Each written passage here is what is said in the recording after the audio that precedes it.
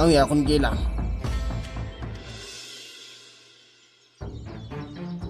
এই তোমার কথা শুনে আমি মহা ভুল করেছি।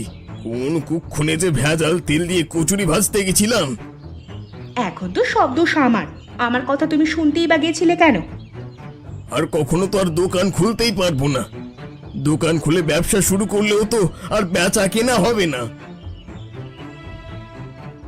তুই এত রাতে আমাদের সামনে তো একেবারে আসিসই না। আজকে হঠাৎ কি মনে করে আসলি? তোমাদের সাথে কথা বলতে না আমার ইচ্ছা করে না। তোমাদের মনে শুধু কুবুদ্ধি। আমার বন্ধুদের বাবা মা কত ভালো। ওদের বাবা মাকে দেখলে আমার খুব কষ্ট হয়। আমার মনে হয় আমার বাবা মাও যদি এমন হতো।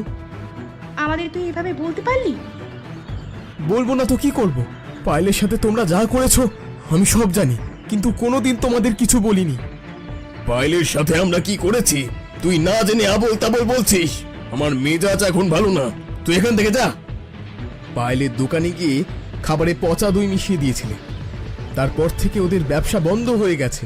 এরপর অতি লোভে পড়ে ভেজাল তেল দিয়ে কচুরি ভাজতে গিয়ে খদ্দেরের কাছে ধরা পড়েছো। এই তোমাদের জন্য লজ্জায় আমি বাইরে যেতে পারছি না। বাবা, বাবা তুই আমাদের মাফ করে দে। আমরা আর কোনোদিন খারাপ কাজ করব না। পায়েল সেদিন পচা আলুদম রান্না করেনি, এটা সবাইকে তোমরা জানিয়ে দেবে। ঠিক আছে, জানিয়ে দেব। আর আমি ব্যবসা করতে চাই, কাপড়ের ব্যবসা। তোর জন্য আমরা সব ব্যবসা করব। তোর সুখই আমাদের সুখ। তোমার মতো বউ পেয়ে সত্যি আমি খুব ভাগ্যবান। না না, তুমি এসব কি বলছো? আমার তো মনে হয় তোমার সাথে বিয়ে